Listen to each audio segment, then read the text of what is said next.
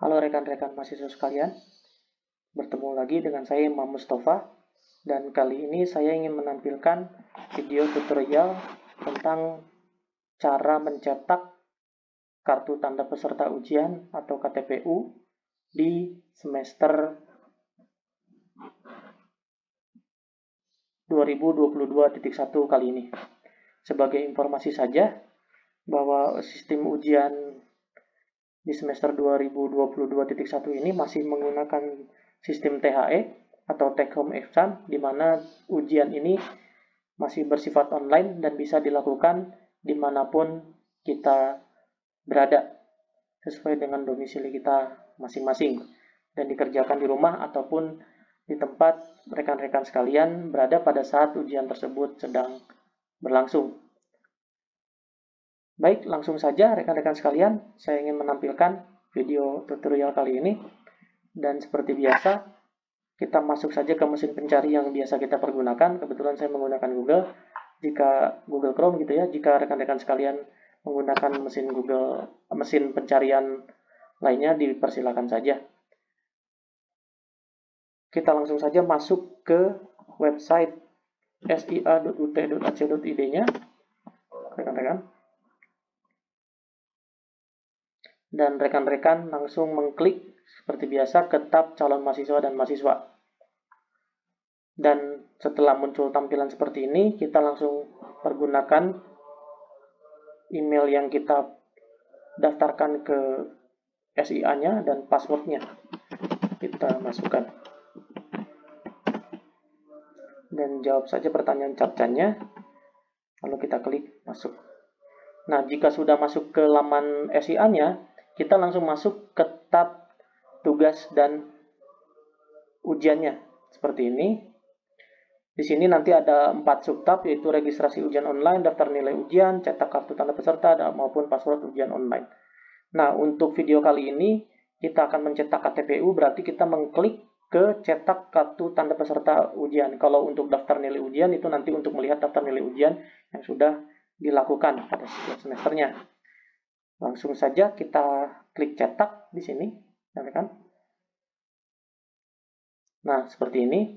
Nanti jika sudah muncul seperti ini, berarti sudah muncul jadwal kapan kita melaksanakan ujian pada setiap mata kuliah yang sudah kita registrasikan di semester kali ini. Sebagai informasi saja, ini merupakan kode mata kuliahnya, ini nama mata kuliahnya, ini hari pada saat pelaksanaan ujian THE di setiap mata kuliahnya, dan ini tanggal pelaksanaannya juga, dan ini waktu ujiannya. Nah, informasi saja yang dimaksud dengan waktu ujian 1.3 ini adalah mata kuliah yang diujikan itu dilaksanakan pada minggu pertama hari ketiga, atau jika ujian sebelum menggunakan sistem THE di mana ujiannya masih berupa pilihan ganda di kertas dan dilakukan di sebuah lokasi yang sudah ditetapkan oleh UT, itu menandakan 1.3 ini adalah waktu ujiannya pada minggu pertama hari ketiga. Jika 1.4 berarti minggu pertama hari keempat. Nah, kalau misalnya menggunakan sistem THE, ini menandakan bahwa ujiannya dilaksanakan pada minggu pertama, hari ketiga, dan seterusnya. Lalu yang berikutnya juga rekan-rekan yang harus diperhatikan di sini adalah masa ujian dilaksanakan. Pada ketentuan poin terakhir, dituliskan waktu unggah BJU untuk program sarjana dan magister maksimal 12 jam terhitung dari waktu unduh soal. BJU ini adalah buku jawaban ujian. Buku jawaban ujian ini nanti bisa rekan-rekan sekalian unduh pada website the.ut.ac.id-nya, rekan-rekan. Nah, yang dimaksud dengan waktu unggah BJU 12 jam terhitung dari waktu unduh soal adalah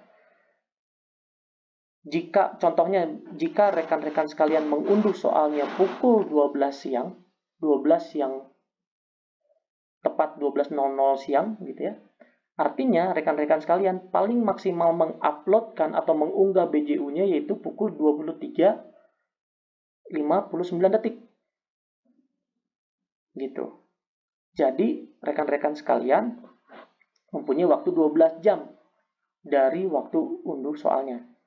Nah, contoh lagi misalnya rekan-rekan sekalian mengunduhnya pukul 6 pagi. Artinya, rekan-rekan sekalian paling lama mengupload atau mengunggah jawaban ujiannya yaitu pukul 6 sore atau pukul 18.00. Lalu yang berikutnya, jangan sampai rekan-rekan sekalian beranggapan bahwa 12 jam ini bisa melebihi hari pelaksanaan THE pada mata kuliah tersebut. Contohnya begini, jadi banyak mahasiswa yang salah kaprah salah mengerti gitu ya, dari arti 12 jam waktu unduh soal. Contohnya seperti ini. Jika rekan-rekan sekalian mengunduh soalnya pukul 3 sore, gitu ya, pukul 15.00, rekan-rekan jangan beranggapan bahwa waktu unggah soalnya paling lama pukul 3 dini hari. Karena beranggapan 12 jam terhitung dari waktu unduh soal. Gitu. Nah, yang dimaksud dengan 12 jam terhitung dari waktu unduh soal itu adalah pada hari yang sama di jadwal pelaksanaan THE pada mata kuliah tersebut. Gitu. Jadi jika rekan-rekan sekalian mengunduh soalnya pukul 15.00, tetap saja waktu untuk mengupload jawabannya adalah paling lama jam 23.59. Jadi tidak sampai pukul 3 pagi atau melebihi hari dari waktu jadwal pelaksanaan THE yang sudah dilaksanakan. Seperti itu rekan-rekan. Jadi rekan-rekan harus berhati-hati untuk mengunduh soalnya. Jadi misalnya rekan-rekan kerjanya, misalnya contohnya rekan-rekan sedang bekerja dan masuknya jam 12 siang gitu misalnya gitu ya. Nah, untuk menghindari hal yang diinginkan sebelum rekan-rekan itu bekerja, misalnya rekan-rekan bisa mengunduh soalnya pukul jam 6 pagi misalnya gitu ya, lalu rekan-rekan kerjakan. Jika sudah selesai, rekan-rekan meng-scan jawabannya menjadi file PDF, lalu langsung diuploadkan saja. Jadi jangan menunggu sampai waktu 12 jam hingga nanti takutnya kelupaan atau bahkan jika pun terjadi traffic karena banyak mahasiswa yang mengupload misalnya gitu ya, jadi mengalami keterlambatan untuk mengupload jawaban yang sudah rekan-rekan jawab dari ujian yang sudah dilaksanakan oleh rekan-rekan sekalian. Seperti itu. Jadi jika ada waktu untuk mengerjakan, pukul berapapun rekan-rekan sekalian, langsung saja dikerjakan. Setelah itu rekan-rekan scan jawabannya menjadi file PDF. Setelah itu file PDF tersebut diuploadkan sesuai dengan jadwal ujiannya pada mata kuliah tersebut dan di hari yang sama sebelum 12 jam itu terhitungnya. Jadi contoh misalnya ada pertanyaan seperti ini. Saya mengunduh soalnya jam 8 malam. Apakah batas waktu uploadnya jam 8 pagi? Oh tidak, jam 8 malam tetap saja waktu paling lambat mengunggah jawabannya itu pukul 23.59. Gitu. Jadi pelaksanaan ujian itu dilaksanakan hanya pada hari tersebut sesuai dengan jadwal ujian per mata kuliahnya. Jadi seperti itu rekan-rekan sekalian. Lalu yang berikutnya juga di sini ada password ujian online. Nah, ini dikhususkan untuk mahasiswa yang mengambil TAP dan juga ada mata kuliah MKDU atau MKWI. Contohnya seperti bahasa Indonesia gitu ataupun misalnya PPKN misalnya seperti itu. Tapi karena kebetulan saya tidak mengambil tab atau MKDU jadi di sini tidak tersedia, tapi nanti sistemnya sama saja rekan-rekan. Di sini nanti ada masa ujiannya, ada kode MTK-nya, ada passwordnya juga, ada jenis UO-nya, lalu ada lokasi ujiannya, tanggal ujiannya juga, tanggal ujian berapa, sesinya juga sesi berapa, nanti tinggal rekan-rekan klik lalu di download gitu ya. Nah, informasi tambahan saja kalau misalnya untuk KTPU ujian online berupa MKDU seperti bahasa Indonesia atau PPKN, itu dilaksanakannya di lokasi yang sudah ditentukan, itu nanti ada di KTPU-nya. Lalu bentuk ujiannya itu berupa pilihan ganda selama 90 menit, rekan-rekan sekalian. Itu informasi yang didapatkan. Lalu kalau misalnya untuk tab itu juga sama, ujiannya dilakukan di lokasi yang telah ditentukan oleh UPBJJ atau UT. Lalu ujiannya berbentuk ujian esai dan dilaksanakan selama 3 jam. Itu biasanya ujian tab itu penyelesaian studi kasus, rekan-rekan sekalian. Seperti itu. Nah, sama pun dengan cetak kartu tanda peserta juga sama, rekan-rekan sekalian. Rekan-rekan tinggal mengklik cetak saja di sini.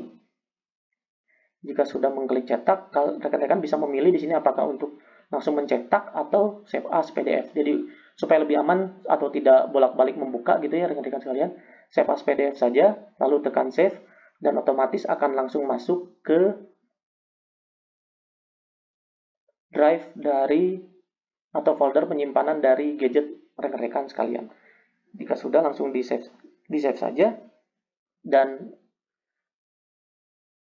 KTPU tersebut sudah tersimpan di folder rekan-rekan sekalian.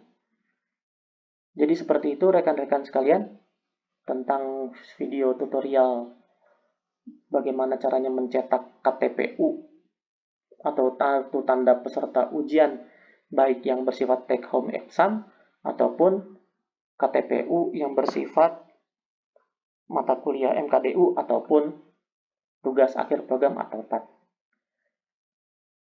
Demikian video tutorial ini saya buat. Mudah-mudahan video tutorial ini bermanfaat untuk rekan-rekan sekalian.